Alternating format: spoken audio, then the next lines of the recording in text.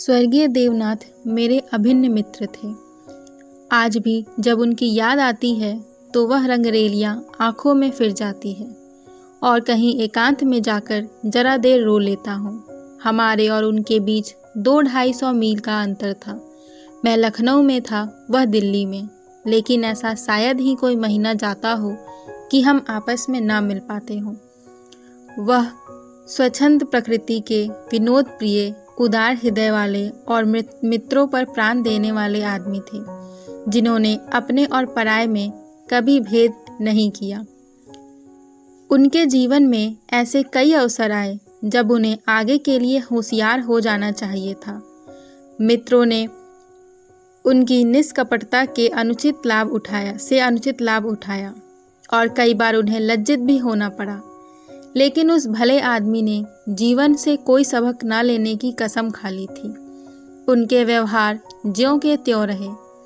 जैसे भोलानाथ जिए वैसे ही भोलानाथ मरे। जिस दुनिया में वह रहते थे वह निराली दुनिया थी, जिसमें संदेह, चालाकी और कपट के लिए स्थान न था। सब सपने थे, कोई गैर न था। मैंने बार बार उन्हें सचेत करना चाहा, पर इसका परिणाम आशा के विरुद्ध हुआ। मुझे कभी कभी चिंता होती थी कि उन्होंने इसे बंद ना किया तो नतीजा क्या होगा। लेकिन विडंबना यह थी कि उनकी पत्नी गोपा भी कुछ उसी सांचे में ढली हुई थी। यहाँ तक कि वस्त्राभूषण में भी उसे विशेष रुचि न थी। अतएव जब मुझे देवनाथ के स्वर्गारोहण का समाचार मिला और मैं भागा हुआ दिल्ली गया, तो घर में बर्तन भांडे के और मकान के सिवा और कुछ संपत्ति न थी। और अभी उनकी उम्र ही क्या थी जो संचय की चिंता करते। 40 भी तो पूरे ना हुए थे। यूं तो लड़कपन उनके स्वभाव में ही था, लेकिन इस उम्र में प्रायः सभी लोग कुछ बेफिक्र ही रहते हैं। पहले एक लड़की हुई थी, इसके बाद 2 लड़के। दोनों लड़के तो बचपन में ही दगा दे गए। लड़की बच गई थी और यही इस नाटक का सबसे करुण दृश्य था। जिस तरह का इनका जीवन था, उसको देखते हुए इस छोटे से परिवार के लिए 200 रुपये महीने की ज़रूरत थी। 2-3 साल में लड़की का विवाह भी करना होगा। कैसे क्या होगा, मेरी बुद्धि कुछ काम न करती थी। इस अवसर पर मुझे यह बहुमूल्य अनुभव हुआ कि जो लोग सेवा भाव रखते हैं और जो स्वार्थ सिद्धि को जीवन का लक्ष्य नहीं बनाते, उनके परिवार को आड़ देने वालों की कमी नहीं होती। यह कोई नियम नहीं है, क्योंकि मैंने ऐसे भी लोग देखे हैं जिन्होंने जीवन में बहुतों के साथ अच्छे सलूक किए, पर उनके पीछे उनके बाल बच्चों की किसी ने बात तक ना पूछी। लेकिन कुछ भी हो, देवनाथ के मित्रों ने प्रशंसनीय औदार्य से काम किया और गोपा के निर्वाह के लिए अस्थायी धन जमा करने का प्रस्ताव किया। 2 सज्जन गोपा से विवाह करने को भी तैयार थे, किंतु गोपा ने भी उसी स्वाभिमान का परिचय दिया जो हमारी देवियों का जौहर है, और इस प्रस्ताव को अस्वीकार कर दिया। मकान बहुत बड़ा था, उसका एक भाग किराए पर उठा दिया। इस तरह 50 रुपये महीने मिलने लगे। वह इतने में ही अपना निर्वाह कर लेगी। इसके 1 महीने बाद मुझे कारोबार के सिलसिले में विदेश जाना पड़ा और वहाँ मेरे अनुमान से कहीं अधिक 2 साल लग गए। गोपा के पत्र बराबर आ जाते थे, जिससे मालूम होता था कि वे आराम से हैं, कोई चिंता की बात नहीं। मुझे बाद में ज्ञात हुआ कि गोपा ने मुझे भी गैर समझा और वास्तविक स्थिति छिपाती रही। विदेश से लौटकर मैं सीधा दिल्ली पहुंचा। द्वार पर पहुंचते ही मुझे भी रोना आ गया। मृत्यु की प्रतिध्वनि सी छाई हुई थी। जिस कमरे में मित्रों के जमघट लगे रहते थे, उसके द्वार बंद थे। मकड़ियों ने चारों ओर जाल बना रखा था। देवनाथ के साथ वह स्त्री लुप्त हो गई थी। पहली नज़र में मुझे तो ऐसा भ्रम हुआ कि देवनाथ द्वार पर खड़े मेरी ओर देखकर मुस्कुरा रहे हैं। दूसरी नज़र में प्रतिमा मिट चुकी थी। द्वार खुला। गोपा के सिवा खोलने वाला ही कौन था। मैंने उसे देखकर दिल थाम लिया। उसे मेरे आने की सूचना थी और मेरे स्वागत की प्रतीक्षा में उसने नई साड़ी पहन ली थी और शायद बाल भी बांध लिए थे। पर इन 2 वर्षों के समय में उस पर जो आघात हुए थे उन्हें क्या करती। नारियों के जीवन में यह वह अवस्था है जब रूप लावण्य अपने पूरे विकास पर होता है, पर उसमें अलहड़पन, चंचलता और अभिमान की जगह आकर्षण, माधुर्य और रसिकता आ जाती है। लेकिन गोपा का यौवन बीत चुका था। उसके मुख पर झुर्रियाँ और विषाद की रेखाएं अंकित थी, जिन्हें उसकी प्रयत्नशील प्रसन्नता भी मिटा नहीं पा रही थी। केसों पर सफ़ेदी दौड़ चली थी और एक एक अंग बूढ़ा हो रहा था। मैं करुण स्वर से पूछा, क्या तुम बीमार थी? गोपा ने आंसू पीकर कहा, नहीं तो, मुझे कभी सिरदर्द भी नहीं हुआ।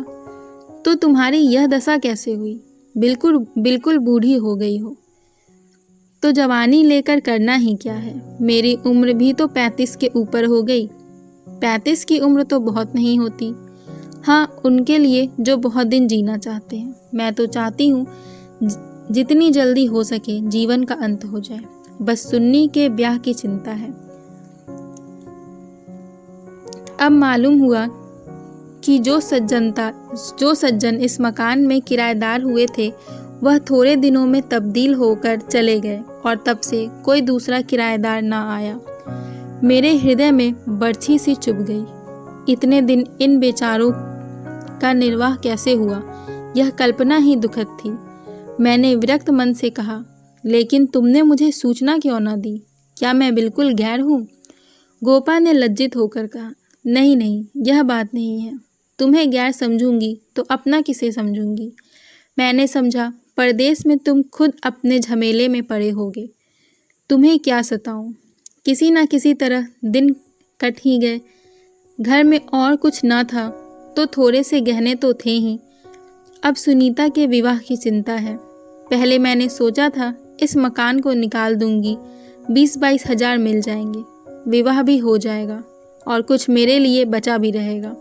लेकिन बाद में मालूम हुआ कि मकान पहले ही रेहन हो चुका है और सूद मिलाकर उस पर 20 हजार हो गए हैं। महाजन ने इतनी ही दया क्या कम की कि मुझे घर से निकाल ना दिया। इधर से तो अब कोई आशा नहीं। बहुत हाथ पांव जोड़ने पर संभव है महाजन से 2-2.5 हजार मिल जाए।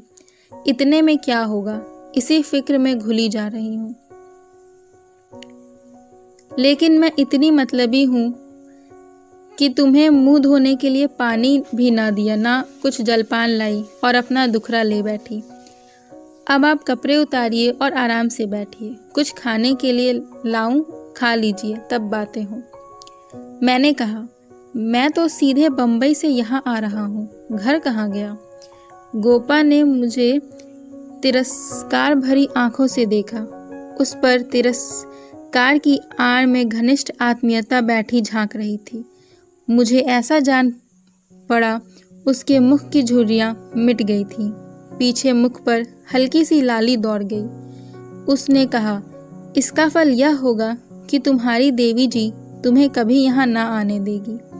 मैं किसी का गुलाम नहीं हूँ। किसी को अपना गुलाम बनाने के लिए पहले खुद उसका गुलाम बनना पड़ता है। शीतकाल की संध्या देखते ही देखते दीपक जलाने लगी। सुन्नी लालटेन लेकर कमरे में आई। 2 साल पहले की अबोध और क्रिस्तनु बालिका रूपवती युवती हो गई थी, जिसकी हर एक चितवन, हर एक बात उसकी गौरवशाली प्रकृति का पता दे रही थी। जिसे मैं गोद में उठाकर प्यार करता था, उसकी तरफ आज आंखें न उठा सका, और वह जो मेरे गले से लिपटकर प्रसन्न होती थी, आज मेरे सामने खड़ी भी न रह सकी। मैंने पूछा, अब तुम किस दर्जे में पहुंची सुन्नी? उसने सिर झुकाए हुए जवाब दिया, 10वें में हूँ। घर का भी कुछ काम काज करती हो? अम्मा जब करने भी दे। गोपा बोली, मैं नहीं करने देती हूँ या खुद किसी काम के नज़दीक नहीं जाती। सुन्नी मुंह फेरकर हंसती हुई चली गई। माँ की दुलारी लड़की थी। जिस दिन वह गृहस्थी का काम करती उस दिन शायद गोपा रो रो कर आंखें फोड़ लेती। वह खुद लड़की को कोई काम न करने देती थी, मगर सबसे शिकायत करती थी कि वह कोई काम नहीं करती। मैं भोजन करके लेटा तो गोपा ने फिर सुन्नी के विवाह की तैयारियों की चर्चा छेड़ दी। इसके सिवा उसके पास और बात ही क्या थी। लड़के तो बहुत मिलते हैं, लेकिन कुछ हैसियत भी तो हो। फिर गोपा ने डरते डरते लाला मदारी लाल के लड़के का जिक्र किया। मैंने चकित होकर उसकी तरफ देखा। मदारी लाल पहले इंजीनियर थे, अब पेंशन पाते थे। लाखों रुपए जमा कर लिए थे, पर अब तक उनके लोभ की भूख ना बुझी थी। गोपा ने घर भी वह छांटा जहां उसकी रसाई कठिन थी। मैंने आपत्ति की, मदारी लाल तो बड़ा दुर्जन मनुष्य है। गोपा ने दांतों तले जीभ दबाकर कहा, अरे नहीं भैया, तुमने उन्हें पहचाना ना होगा। मेरे ऊपर बड़े दयालु हैं, कभी कभी आकर कुशल समाचार पूछ जाते हैं। लड़का ऐसा होनहार है कि मैं तुमसे क्या कहूँ। फिर उनके यहाँ कमी किस बात की है। यह ठीक है कि पहले वह खूब रिश्वत लेते थे, लेकिन यहाँ धर्मात्मा कौन है? कौन अवसर पाकर छोड़ देता है? मदारी लाल ने तो यहाँ तक कह दिया कि वह मुझसे दहेज नहीं चाहते, केवल कन्या चाहते हैं। सुन्नी उनके मन में बैठ गई है। मुझे गोपा की सरलता पर दया आई, लेकिन मैंने सोचा क्यों इसके मन में किसी के प्रति अविश्वास उत्पन्न करूं। संभव है मदारी लाल वह न रहे हों। मैंने अर्ध सहमत होकर कहा, मगर यह तो सोचो, उनमें और तुम में कितना अंतर है। शायद अपना सर्वस्व अर्पण करके भी उनका मुंह सीधा ना कर सको। लेकिन गोपा के मन में बात जम गई थी। सुन्नी को वह ऐसे घर में भेजना चाहती थी जहां वह रानी बनकर रहे। दूसरे दिन प्रातःकाल मैं मदारी लाल के पास गया और उनसे मेरी जो बातचीत हुई उसने मुझे मुग्ध कर दिया। उन्होंने बोला, साहब, मैं देवनाथ जी से परिचित हूँ। आदमियों में रत्न थे। उनकी लड़की मेरे घर आए, यह मेरा सौभाग्य है। आप उनकी माँ से कह दें, मदारी लाल उनसे किसी चीज़ की इच्छा नहीं रखता। ईश्वर का दिया हुआ मेरे घर में सब कुछ है। मेरे दिल का बोझ उतर गया। हम सुनी सुनाई बातों से दूसरों के संबंध में कैसे मिथ्या धारण कर लिया करते हैं, इसका बड़ा शुभ अनुभव हुआ। मैंने आकर गोपी को बधाई दी। यह निश्चय हुआ कि गर्मियों में विवाह कर दिया जाएगा। ये 4 महीने गोपा ने विवाह की तैयारियों में काटे। मैं महीने में एक बार अवश्य उससे मिलने आ जाता था, पर हर बार खिन्न होकर लौटता। गोपा ने अपनी कुल मर्यादा का ना जाने कितना महान आदर्श अपने सामने रख लिया था। पगली इस भ्रम में पड़ी हुई थी कि उसका उत्साह नगर में अपनी यादगार छोड़ जाएगा। यह न जानती थी कि यहाँ ऐसे तमाशे रोज होते हैं और आए दिन भुला दिए जाते हैं। शायद वह संसार से यह श्रेय लेना चाहती थी कि इस गई बीती दशा में भी लुटा हुआ हाथी 9 लाख का है। पग पग पर उसे देवनाथ की याद आती। वह होते तो यह काम यूँ ना होता, यूँ होता, और तब रोती। मदारी लाल सज्जन है, यह सत्य है, लेकिन गोपा का अपनी कन्या के प्रति भी कुछ धर्म है। कौन उसे 10-5 लड़कियां बैठी हुई हैं, वह तो दिल खोल कर अरमान निकालेगी। सुन्नी के लिए उसने जितने गहने और जोड़े बनवाए थे, उन्हें देखकर मुझे आश्चर्य होता था। जब देखो कुछ न कुछ सी रही थी। कभी सुनारों की दुकान पर बैठी हुई, कभी मेहमानों के आदर सत्कार का आयोजन कर रही थी। कितनी वात्सल्य से भरी आकांक्षा थी जो कि देखने वालों में श्रद्धा उत्पन्न कर देती थी। अकेली औरत, और वह भी आधी जान की, क्या क्या करे। जो काम दूसरों पर छोड़ देती है उसी में कुछ ना कुछ कसर रह जाती है, पर उसकी हिम्मत है कि किसी तरह हार नहीं मानती। पिछली बार उसकी दशा देखकर मुझसे रहा ना गया। मैंने बोला, गोपा देवी, अगर मरना ही चाहती हो तो विवाह हो जाने के बाद मरो। मुझे भय है कि तुम उसके पहले ही ना चल दो। गोपा का मुरझाया हुआ मुख प्रमुदित हो उठा। बोली, उसकी चिंता ना करो भैया, विधवा की आयु बहुत लंबी होती है, लेकिन मेरी कामना यही है कि सुन्नी का ठिकाना लगाकर मैं भी चल दूं। मैं मरूं या जीऊं, मुझे यह संतोष तो होगा कि सुन्नी के लिए उसका बाप जो कर सकता था वह मैंने कर दिया। एक देवी ने आकर कहा, बहन जरा चलकर देख लो चाशनी ठीक हो गई है या नहीं। गोपा उसके साथ चाशनी की परीक्षा करने के लिए गई और एक क्षण के बाद आकर बोली, जी चाहता है सिर पीट लूं। तुमसे जरा बात करने लगी, उधर चाशनी इतनी कड़ी हो गई कि लड्डू दांतों से लड़ेंगे। मैं चिढ़कर कहा, तुम व्यर्थ का झंझट कर रही हो, क्यों नहीं किसी हलवाई को बुलाकर मिठाइयों का ठेका दे देती। फिर तुम्हारे यहाँ मेहमान ही कितने आवेंगे जिनके लिए यह तुमार बांध रही हो। 10-5 की मिठाई उनके लिए बहुत होगी। मेरी यह आलोचना उसे बुरी लगी। इन दिनों उसे बात बात पर क्रोध आ जाता था। बोली, भैया तुम ये बातें ना समझोगे। सुन्नी के पिता का कितना नाम था, कितने आदमी उनके दम से जीते थे, क्या यह तुम नहीं जानते। तुम्हें विश्वास ना आएगा, नास्तिक जो ठहरे, पर मैं तो उन्हें सदैव अपने अंदर बैठा पाती हूँ। जो कुछ कर रहे हैं वह कर रहे हैं। मैं मंदबुद्धि स्त्री भला अकेली क्या कर देती। वह मेरे सहायक हैं, वही मेरे प्रकाश हैं। मैं अपना छोटा सा मुंह लेकर रह गया। जून में विवाह हो गया। गोपा ने बहुत कुछ दिया और अपनी हैसियत से बहुत ज़्यादा दिया, लेकिन फिर भी उसे संतोष ना हुआ। आज सुन्नी के पिता होते तो ना जाने क्या करते, बराबर रोती रहती। जाड़ों में मैं फिर दिल्ली गया। मैंने समझा कि अब गोपा सुखी होगी। लड़की का घर और वर दोनों आदर्श हैं। गोपा को इसके सिवा और क्या चाहिए। लेकिन सुख उसके भाग्य में ही ना था। अभी कपड़े भी ना उतारने पाया था कि उसने अपना दुखड़ा शुरू कर दिया। भैया घर द्वार सब अच्छा है, सास ससुर भी अच्छे हैं, लेकिन जमाई निकम्मा निकला। सुन्नी बेचारी रो रो कर दिन काट रही है, बिल्कुल गुमसुम हो गई है। कितना पूछा, बेटी तुमसे वह क्यों नहीं बोलता, किस बात पर नाराज है, लेकिन कुछ जवाब ही नहीं देती। मैंने कहा, तुमने उसके घर वालों से पता नहीं लगाया। लगाया क्यों नहीं भैया, सब हाल मालूम हो गया। लौंडा चाहता है मैं चाहे जिस राह जाऊं, सुन्नी मेरी पूजा करती रहे। सुन्नी भला इसे क्यों सहने लगी। उसे तो तुम जानते ही हो कितनी अभिमानी है।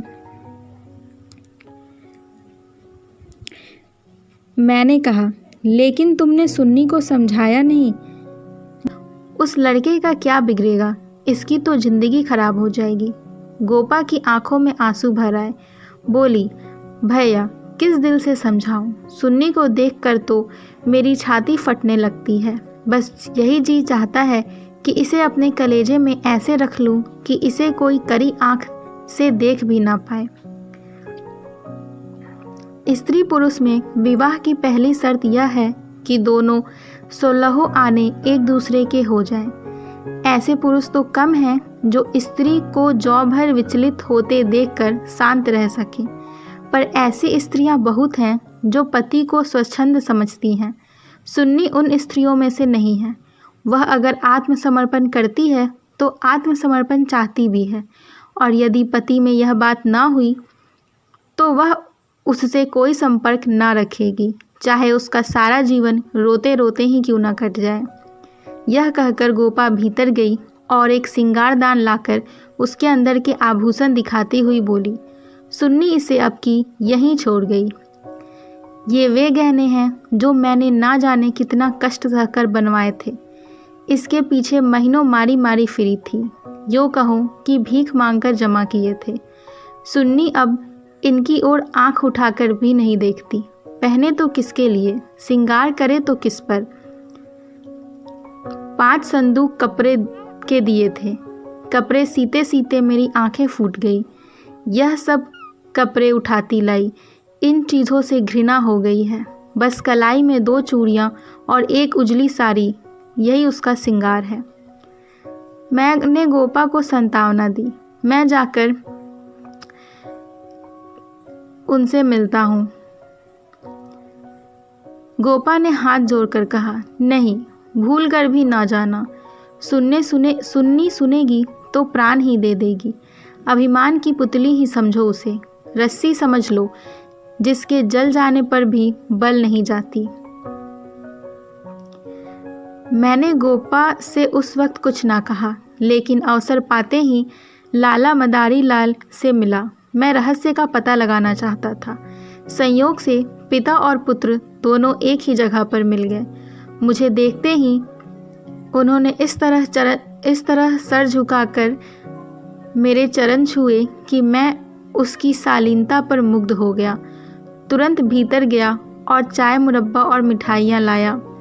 इतना सौम्य, इतना सुशील, इतना विनम्र युवक मैंने ना देखा था। यह भावना ही ना हो सकती थी कि इसके भीतर और बाहर में कोई अंतर हो सकता है। जब तक रहा, सिर झुकाए बैठा रहा। जब केदार टेनिस खेलने गया तो मैंने मदारी लाल से कहा, केदार बाबू तो बहुत सचरित्र जान पड़ते हैं, फिर स्त्री पुरुष में इतना मनोमालिन्य क्यों हो गया है? मदारी लाल ने एक क्षण विचार करके कहा, इसका कारण इसके सिवा और क्या बताऊं कि दोनों अपने माँ बाप के लाडले हैं और प्यार लड़कों को अपने मन का बना देता है। मेरा सारा जीवन संघर्ष में कटा, अब जाकर शांति मिली है। भोग विलास का कभी अवसर ही ना मिला। दिन भर परिश्रम करता था, संध्या को पढ़कर सो जाता था। स्वास्थ्य भी अच्छा ना था, इसलिए बार बार यह चिंता सवार रहती थी कि संचय कर लूं, ऐसा ना हो कि मेरे पीछे बाल बच्चे भीख मांगते फिरे। नतीजा यह हुआ कि इन महाशय को मुफ्त का धन मिला। सनक सवार हो गई, शराब उड़ने लगी, फिर ड्रामा खेलने का शौक हुआ।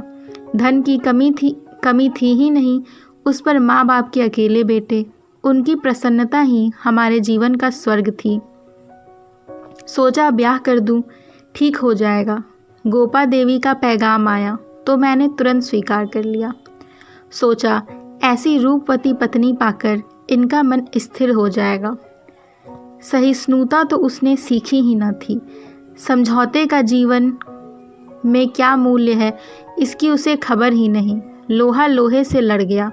वह अभिमान से पराजित करना चाहती थी, यह उपेक्षा से। यही रहस्य है। सहसा सुन्नी अंदर से आ गई, बिल्कुल अपने चित्र की रेखा सी, मानो मनोहर संगीत की प्रतिध्वनि हो। कुंदन तपकर भस्म हो गया था। मिटी हुई आशाओं का इससे अच्छा चित्र नहीं हो सकता था। उलाहना देती हुई बोली, आप ना जाने कब से बैठे हुए हैं, मुझे खबर तक नहीं, और शायद आप बाहर ही बाहर चले भी जाते। मैंने आंसुओं के वेग को रोकते हुए कहा, नहीं सुन्नी, यह कैसे हो सकता था? तुम्हारे पास आ ही रहा था कि तुम स्वयं आ गई। सुन्नी ने पूछा, अम्मा तो अच्छी है ना? हाँ अच्छी है। तुमने अपनी यह क्या गत बना रखी है? मैं अच्छी ही हूँ। यह बात क्या है? तुम लोगों में यह क्या अनबन है? गोपा देवी प्राण दिए डालती है, तुम खुद मरने की तैयारी कर रही हो। कुछ तो विचार से काम लो। सुन्नी के माथे पर बल पड़ गए। आपने नाहक यह विषय छेड़ दिया चाचा जी। मैंने तो यह सोचकर अपने मन को समझा लिया कि मैं अभागिन हूँ, बस उसका निवारण मेरे बूते से बाहर है। इस विषय में किसी तरह का समझौता करना मेरे लिए असंभव है। नतीजे की मैं परवाह नहीं करती।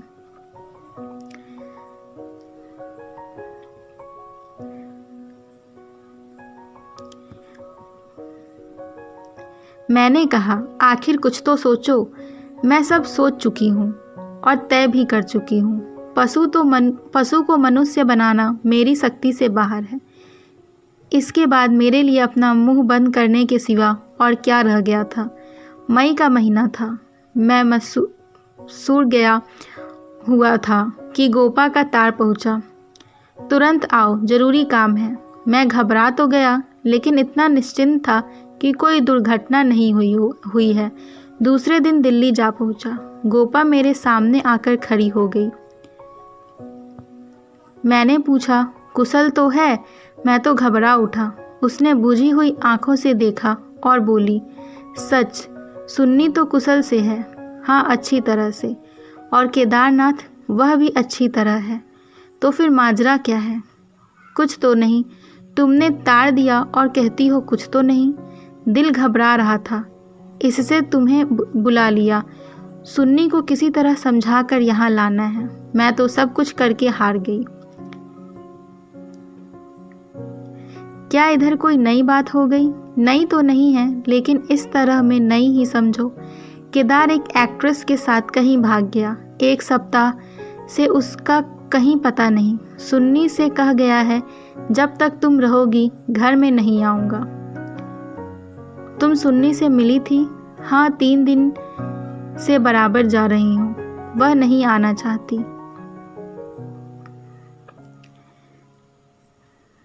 मैं उन्हीं पैरों लाला मदारी लाल के घर चला। हालांकि मैं जानता था कि सुन्नी किसी तरह ना आएगी, मगर वहाँ पहुँचा तो देखा कोहराम मचा हुआ था। मेरा कलेजा धक से रह गया। वहाँ तो अर्थी सज रही थी। मोहल्ले के सैकड़ों आदमी जमा थे। घर में से हाय हाय की ध्वनि आ रही थी। यह सुन्नी का शव था। मदारी लाल मुझे देखते ही मुझसे उन्मत्त की भांति लिपट गए और बोले, भाई साहब, मैं तो लुट गया।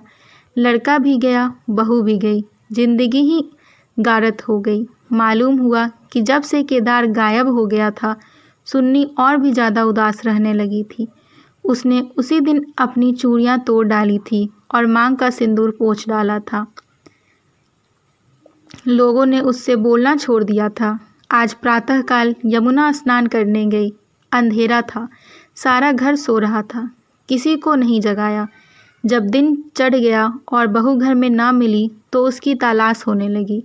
दोपहर को पता लगा कि यमुना गई है। लोग उधर भागे, वहाँ उसकी लाश मिली। पुलिस आई, शव की समीक्षा हुई। अब जाकर शव मिला है। मैं कलेजा थाम कर बैठ गया। हाय, अभी थोड़े दिन पहले तो सुंदरी पालकी पर सवार होकर आई थी। आज वह 4 के कंधों पर जा रही है। मैं अर्थी के साथ हो लिया और वहाँ से लौटा तो रात के 10 बज गए थे। मेरे पाँव काँप रहे थे। मालूम नहीं यह खबर पाकर गोपा की क्या दशा होगी। प्राणांत ना हो जाए, मुझे यही भय हो रहा था। सुन्नी उसकी प्राण थी, उसकी जीवन का केंद्र थी। उस दुखिया के उद्यान में यही पौधा बच गया था। उसे वह हृदय रक्त से सींच कर पाल रही थी। उसके वसंत का सुनहरा स्वप्न ही उसका जीवन था, और अब उसके जीवन का कोई आधार न था। वह बिंदु ही मिट गया था जिस पर जीवन की सारी रेखाएं आकर एकत्र हो जाती थी। दिल को दोनों हाथों से थामे मैंने जंजीर खटखटाई। गोपा एक लालटेन लिए निकली। मैंने गोपा के मुख पर एक नए आनंद की झलक देखी। मेरी शोक मुद्रा देखकर उसने मातृवत प्रेम से मेरा हाथ पकड़ लिया और बोली, आज तो तुम्हारा सारा दिन रोते ही कटा। अर्थी के साथ बहुत से आदमी रहे होंगे। मेरे जी में भी आया कि चलकर सुन्नी के अंतिम दर्शन कर लूं, लेकिन मैंने सोचा जब सुन्नी ही ना रही तो उसकी लाश में क्या रखा है। ना गई। मैं विस्मय से गोपा का मुंह देखने लगा। तो इसे यह शोक समाचार मिल चुका है। फिर भी यह शांति और अविचल धैर्य। बोला, अच्छा किया ना गई। रोना ही तो था। हाँ और क्या, रोई यहाँ भी, लेकिन तुमसे सच कहती हूँ, दिल से नहीं रोई। ना जाने कैसे आंसू निकल आए। मुझे तो सुन्नी की मौत से प्रसन्नता हुई। दुखिया अपनी मान मर्यादा लिए संसार से विदा हो गई, नहीं तो ना जाने क्या देखना पड़ता। इसलिए और भी प्रसन्न हूँ कि उसने अपनी आन निभा दी। स्त्री के जीवन में प्यार ना मिले तो उसका अंत हो जाना ही चाहिए। तुमने सुन्नी की मुद्रा देखी थी। लोग कहते हैं ऐसी जान पड़ती थी मुस्कुरा रही हो। मेरी सुन्नी सचमुच देवी थी।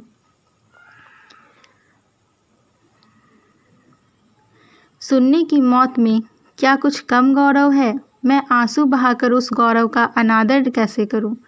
वह जानती है, और चाहे सारा संसार उसकी निंदा करे, उसकी माता सराहना ही करेगी। उसकी आत्मा से यह आनंद भी छीन लूं, लेकिन अब रात ज़्यादा हो गई है। ऊपर जाकर सो जाओ। मैंने तुम्हारी चारपाई बिछा दी है, मगर देखो, अकेले परे परे रोना नहीं। सुन्नी ने वही किया जो उसे करना चाहिए था। उसके पिता होते तो आज सुन्नी की प्रतिमा बनाकर पूजते। मैं ऊपर जाकर लेटा तो मेरे दिल का बोझ बहुत हल्का हो गया, किंतु रह रहकर संदेह हो जाता था कि गोपा की यह शांति उसके अपार व्यथा का ही रूप तो नहीं है।